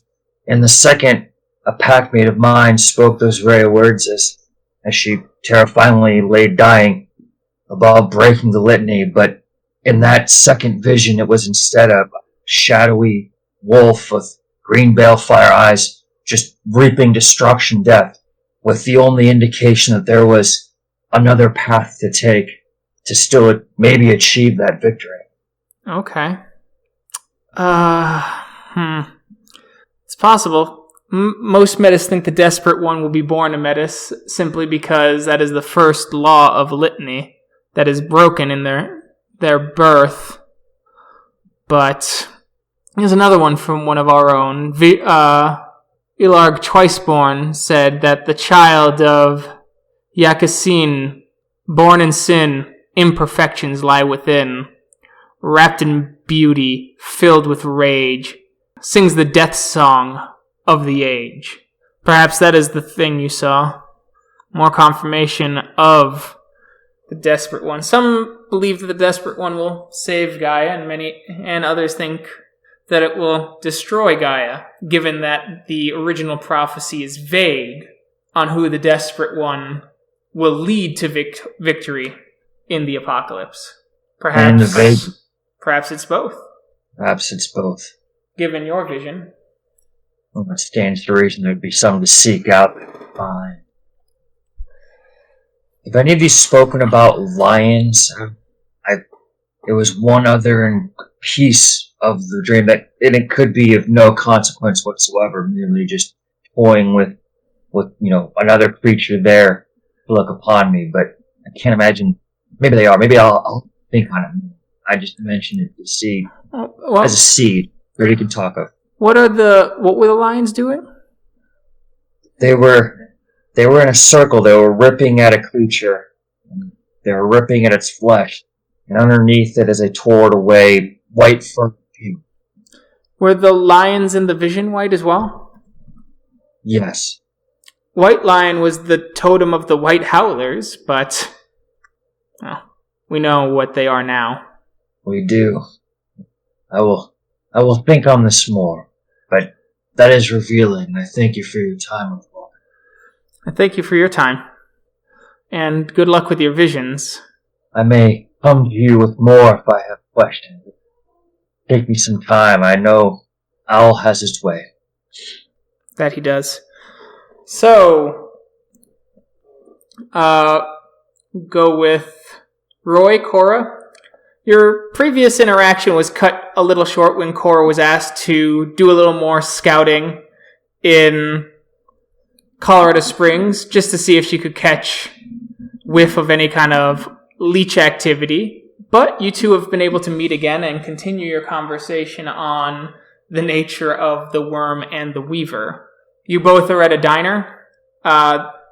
You had heard Morgan mumble something about how she doesn't care if a ghost she doesn't care if it was a damn good diner. A ghost drove her towards it, and that is unacceptable. True. So that's exactly where we go. Yeah, you are an Emperor Cook. As you guys order your food, and you have a nice secluded place, as even though this place opens fairly early, no one usually comes in this early. They usually come in for the late night. Mm-hmm. Or the boozy times. Yeah, so... I still want to know why you think you have to kill... You only have to defeat the worm. They didn't say how. And if you kill off the worm, you kill off part of the balance, which is what we're already having to deal with now. Only the physical form. But that's still part of the balance, is it not? If you destroy a building in the physical world that has been erect for, decades, centuries, is its spiritual form destroyed? No, it leaves an imprint. Yeah, but so imprints still disappear after time. Fair enough, but what I am saying is not that the worm's spiritual form will be destroyed, only that its physical form will be destroyed. Its spiritual form, its essence will still be there. It'll still be free to roam about. Right, the spirit is still there, but if the spirit is strong enough, could it not just come back to the physical realm? Or the physical form? Out of character, I'm starting to run out of my knowledge. That's fine. Cora probably is too. Cora's running out of her knowledge too. Isn't this what the Ragabosh do though? They just ask really. Yeah, you're asking really thought-provoking questions, and that is exactly what you're supposed to do. Well done. Sorry, I did not mean to interrupt you, Keegan. That's okay. Cora probably doesn't have that answer either, or that knowledge. It's probably the belief that the destruction of the corruptor would allow for the balance to return. Mm-hmm. At least that's what she's been taught. Mm-hmm. So I don't have all of the answers. I've only been in this life, I think 4 years now. And honestly, I have not had as much time as I would like around my fellow tribe members to learn and hear our stories and our prophecies and the reason we do things. I have the base knowledge, a little bit deeper, sure, but not as much as I would like. So I don't have currently the answers that you're to the questions you're asking, but I could find out. It was more of a question to you.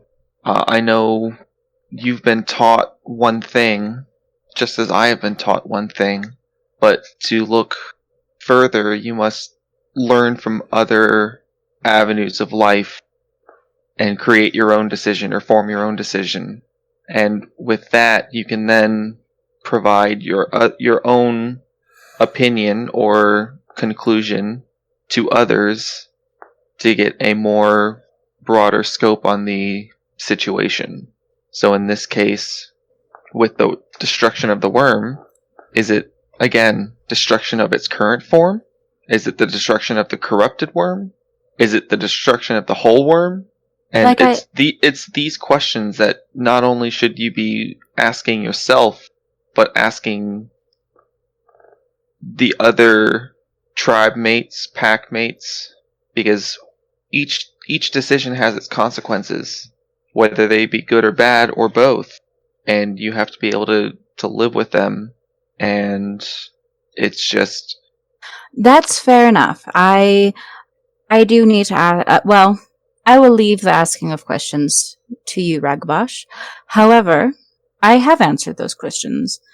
The current form of the worm is the corrupt form, and we need to destroy the physical embodiment of the worm to bring back peace or balance. And why that would work, I'm not sure. I'm not a third. I don't know. And I would need to get more information to answer that for you. And why we are taught that in the Get of Fenris, why this is our belief. So I could do that. I could ask some questions, or clarity, which I should, and I probably will next time I see another Get. That is not probably not Bloodwind, but probably next time I see another Get, I could ask and get a little bit more information. But that's what I've been taught so far, and that is from my very limited scope since we've been traveling so much. Then let me just leave you with one more question to ask yourself and possibly the other Get. Do you have to physically fight the worm, or is it the Weaver that you must fight to free the worm, and in so doing, defeating the corrupted worm? Sometimes the enemy is not necessarily easily identified. Well, currently I feel like it is. I told you a whole story. Yep. But that is something to ask someone who's more knowledgeable than me. I have personally seen the horrors that the worm has put upon the world. Not just, the banes that we've seen, the addiction and the violence, but personal losses of people who were completely innocent. My old pack mate, her mother was turned into this creature, this monster made of tar, and it was just to get back at my pack mate. It was just to, her mom was sick, and, just to make that wound a little bit worse. A little bit worse. That wasn't the Weaver. That was the worm. And so, yeah, it might be a bit of a personal vendetta, but I also believe that, if by destroying the physical manifestation of the worm during Ragnarok will bring balance back to Gaia, then that is what we will do. Out of character question. Sure. How long has the worm been captured by the Weaver? The Garu don't have an exact date. It's kind of like a near the dawn of time sort of thing. Oh, so it's been like that for as long as we can remember. Yeah. when I tell you that I understand things get personal, it can cloud judgment. So trust me when I tell you that your actions may have lasting effects not only on yourself, but your pack, your tribe, your sept, cairns, the world, if you destroy the worm. And I think that you're not completely understanding what I'm saying. I understand. The worm needs to go, and that's what you're telling me. But what I'm saying is that the worm serves a purpose, just like we serve a purpose, just like the Weaver does. But when balance has been tipped too far one way or the other, it needs to be corrected.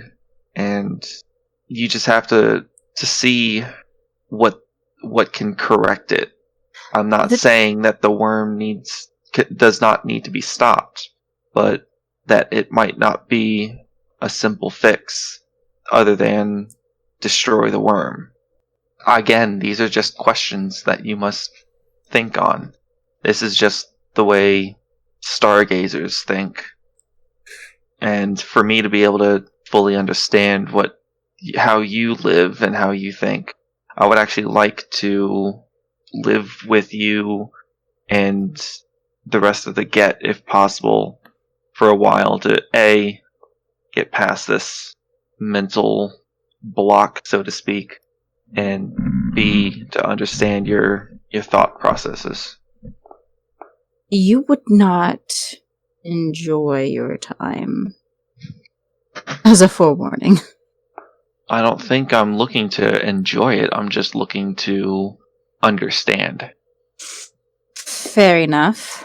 Out of character, how would we go about doing that? Would I talk We could to... do the, you could talk to Bloodwind. You could say, let's hold off on this until the winter solstice, when we will go to, when the Get have their tribal moot. You could try and link up with the Sept of the Winterfang, which is about half Get, half Fianna, but it's very Get influenced in its culture. Yeah. So you have options. But we can decide that at another time. Okay, fantastic. So, we're going to switch over. Morgan, after a wicked hangover and a nice sleepy sleep, you wake up at well past noon with the card to the Shadow Goat in hand. Pick the card up and I look at it and go, the fuck is the Shadow Goat? Why is it called who names a place the Shadow Goat? Also, why does my mouth taste like sandpaper? What did I drink last night? Oh no. Oh. Taliesin. You stupid... This sounds like a problem that I need to deal with after I've had a cup of tea and several bacon sandwiches. As you head back into town and have several bacon sandwiches and spend some money on quite a bit of tea. He will solve all problems. It solves the hangovers. After collecting yourself and things like that, what does Morgan want to do today? Probably nurse the hangover away, so just generally having chill time. Yeah. Not doing a lot. Questioning what the purple goat is. The shadow goat, sorry. Shadow goat? Shadow goat. And then obviously finding out and then kind of being like, oh yeah, music. Yep. Bees. Now I remember. So yeah, once she's sort of sorted herself out with her hangover, she'll prepare herself to go and do a gig there. Alright. You go to the Shadow Goat as it's all crammed with... It's an eclectic blend of various metalheads, whether it's tweens who have just discovered eyeliner and a leather jacket, to the young 20-somethings who are trying to define the scene with their own music, to the aging out 30 and 40-year-olds who have found the taste of a quote-unquote small venue a little too much and haven't really broken out beyond that, but seem to keep coming here for cold comfort. But you will say this, even despite all that kind of various life experience, you do get the sense that there's a lot of energy here and a lot of people are here to enjoy themselves. Cool. In that case, once I'm there, I kind of look around and go, ooh, boy, that is a lot of young people. Where is the bar? And I look around to locate the... You find the bar as you hear, oh shit, she came. Did you see Chester there? Hi? Hey, so you are gonna pray. Yeah, you offered me an IPA along with several other gallons of alcohol. Right, yeah, that sounds like something I would do. Forgive me, I do not remember your name. Oh, Chester? As he extends his hand out. Right, Chester. Cool. Yeah. Yeah. I woke up this morning with a card in my hand. I'm gonna assume that was you. Yeah. So yeah, I have to ask around to remember what the hell this was. Yeah. I thought, fuck it, I'll come play. I enjoyed playing last night, so. Hell yeah. Do you want to keep using that, or do you want to use one of the electrics in back? Oh man, if you've got an electric that I can use, hell yes. All right. I miss playing on electrics, man. Fuck yeah, let's get you up there. Wait. As they kind of get you up, they get you set up. Alright, this is Morgan Trevelyan. She's done a couple sets for us. Give her a fucking hand, everyone! As you hear the crowd clapping and cheering. Just get out, stand in front of the mic. Again, doing quick tests of the guitar, making sure that all the strings are correctly tightened and there's no out of tuneness. I just kind of like look up into the crowd and the mic, bring the mic closer. What up, nerds? I'm Morgan Trevelyan. I'm from Queensland, England, and yeah, I'm gonna play some fucking songs. Enjoy. Woo! Thank you for the woo. Alright, I will let you get, once again, an extra bonus die for that little bit of role-playing there. Role play. And the crowd's pretty warmed up, so it'll be diff 5, charisma performance. Ooh, mulligan. Oh, okay. 3's still good. I don't accept threes. Okay. Apparently I accept threes. Oh, You won't, yeah. You accept 3s sometimes when you roll them. It's 3:30 in the morning, shut up. Sing. I don't want 3. I bet if you rolled 100 dice, it'd still be 3 too. You know what? Out of curiosity, I'm gonna test that for you. Are you kidding? Oh, god damn it.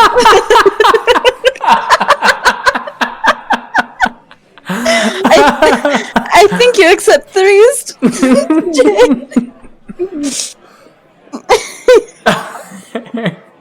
There you go.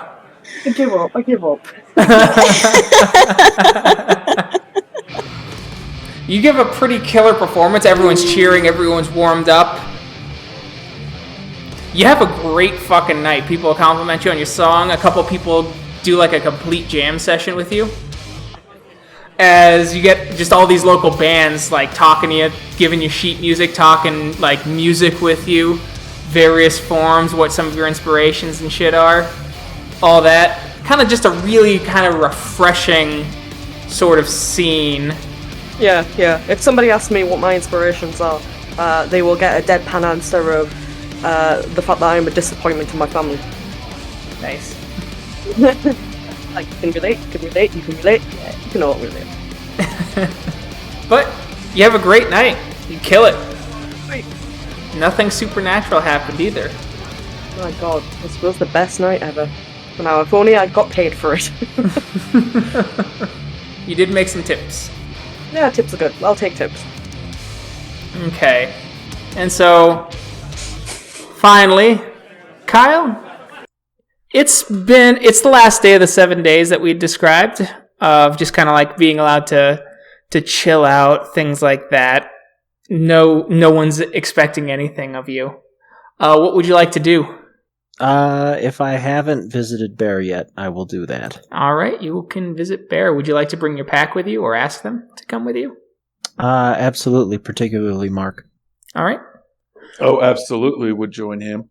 heartbeat is too slow. But Cora too, obviously. Yeah, Yes, sure, I'll come. Exactly. Okay. You guys approach. The place seems a little more vibrant again.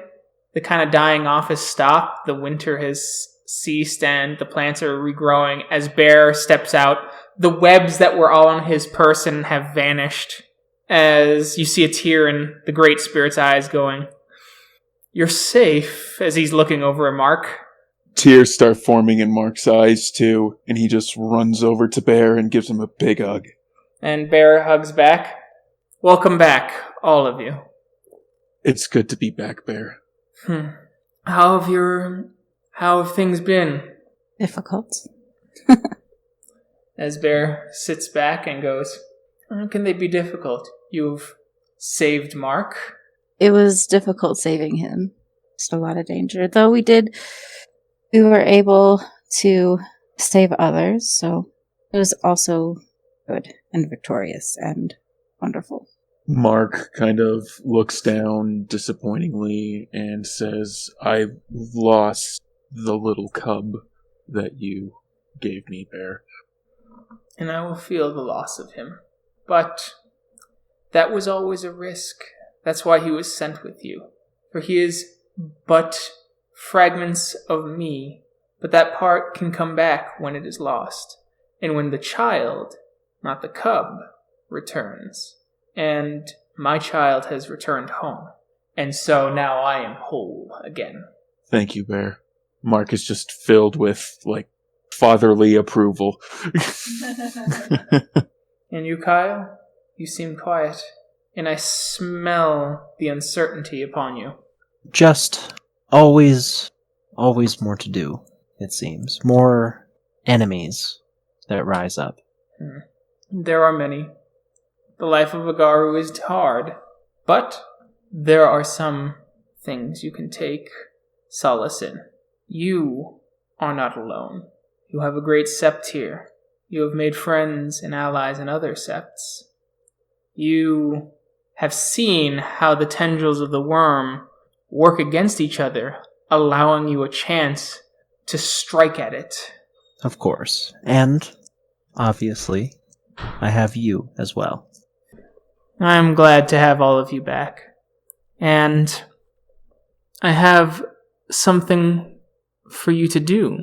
Please, share with no one unless you are certain of their loyalty and their friendship to you. Of course, Father Bear. What is it? Those Koraks that you found, they came down this way. They spoke of what was happening with the Werewolf serum. I listened at the moot with the fires summoned so that I could come and give guidance. One of them took me aside and whispered in my ear, "There is a Gural asleep in the mountains. It has hibernated since the Second War of Rage and requires awakening, and it must be awakened soon, lest the humans find it in their minds, and worse, if the mind's chemicals were to corrupt it." Sorry, out of character, fangirling for just a second. I'm sorry. Back in character, okay. We'll do everything we can to find it. You'll have to go into the mountains to the town of Victor. Be warned, I know spirals hunt that area as well, and they're somehow tied with the mines. You'll want to be subtle. Of course. What kind of town is Victor? Is it just a mining town? Do you know? It's a mining town. It's small, is all I know. Very small. Are there signs that we can look for? If it's been hibernating this long, I'm not sure Yes. how we would track it. You will go to Victor, and from there, you will go east towards the mountain. You will see it. There is already cuts within it. Walk about the mountain until you see a lake. Once you crest over the edge, cross down and seek the oldest tree on the east side of the mountain. Underneath it is a burrow, and the burrow leads deep into the earth with the sleeping Gural. We will do so. Mm-hmm. I'll do our very best. Thank you. And we will end on this. Morgan, you wake up refreshed on the Sept grounds. And Roy, Zeb, you take notice. Welcome back, Morgan. Hey, how's it going? Well, I've been great. What have you been up to? Just, playing some gigs, having some fun. Non-Guru related, for once. Well, maybe, no, actually, one of them was... Actually, no, technically it's not Guru. Is it Guru? I don't know. I got a visit from a family member, and that kind of ruined it a little bit. It did give me a lot of money, briefly. It did vanish into thin air. But other than that, yeah. Cool time hanging out and playing some gigs. Yep, you haven't changed. It sounds like a great time. Yeah, it was, bar the family member. Well, how was the gig? What restaurant were we at, or what club were we at? I don't think you gave us the name for the first one. Yeah, we'll go with you were at the Jungle Toucan. How'd the gig go at the Jungle Toucan? We saw you there. Yeah. That song was great. Also, really fuck good. you. Hey, look, I came up with that song maybe 20 minutes before I went on. So, thanks for being an inspiration. And I didn't even know you were there until you shouted. So, yeah. Thanks for being my muse. You're awesome. I love you, really. But yeah, apart from the fact that it was a great gig, I did get incredibly drunk because a family member turned up and gave me spiritual money. Yeah, the gig I had the next night was way better. Well, that's great to hear. I wish we didn't have to do so many Guru things just for your sake. But end times are coming around. So I've been told. Oh, great. I thought you were just gonna tell me, that there was some black spiral dancers or some bullshit walking around. Now you're telling me that there's the end times? Oh boy, I think I needed more than a week off. Well, you'll get plenty of that later if things don't go well. But let's take a walk. Tell us more about the second gig. Well, now I will do so as we walk. And we'll see how things shake out now that they've had a little bit of time to unwind. Next time. Thank you to everyone who listened. We will catch you in our next episode. Bye. Bye-bye. Bye. Bye, guys.